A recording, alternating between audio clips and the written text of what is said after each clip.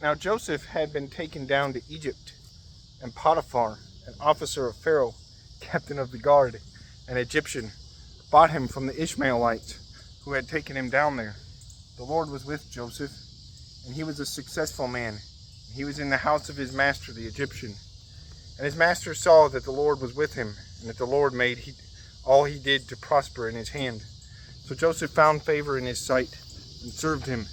Then he made him overseer of his house, and all that he had he put under his authority. So it was from the time that he had made him overseer of his house, and all that he had, that the Lord blessed the Egyptian's house for Joseph's sake. And the blessing of the Lord was on all that he had in the house and in the field. Thus he left all that he had in Joseph's hand, and he did not know what he had, except for the bread which he ate. Now Joseph was handsome in form and appearance, and it came to pass after these things, that his master's wife cast longing eyes on Joseph, and she said, "Lie with me." But he refused, and said to his master's wife, "Look, my master does not know what is with me in this house, and he has committed all that he has to my hand. There is no one greater in this house than I, nor has he kept back anything from me but you, because you are his wife.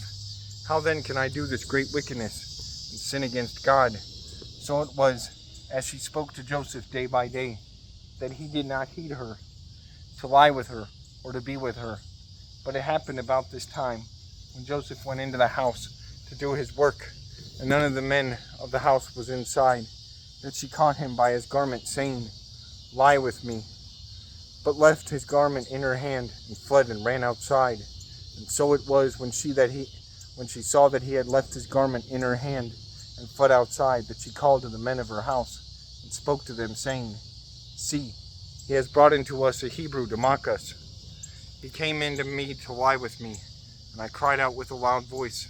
And it happened, when he heard, I lifted my voice and cried out, that he left his garment with me, and fled and went outside. So she kept his garment with her until his master came home.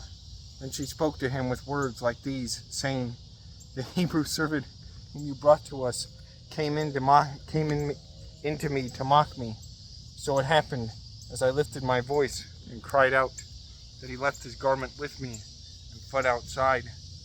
So it was, when his master heard the words which his wife spoke to him, saying, "Your servant did to me after this manner," that his anger was aroused. Then Joseph's master took him and put him into the prison, a place where the king's prisoners were confined.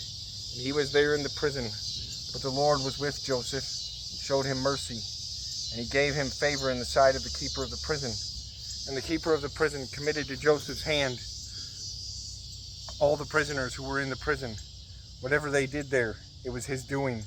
The keeper of the prison did not look into anything that was under Joseph's authority, because the Lord was with him, and whatever he did, the Lord made it prosper.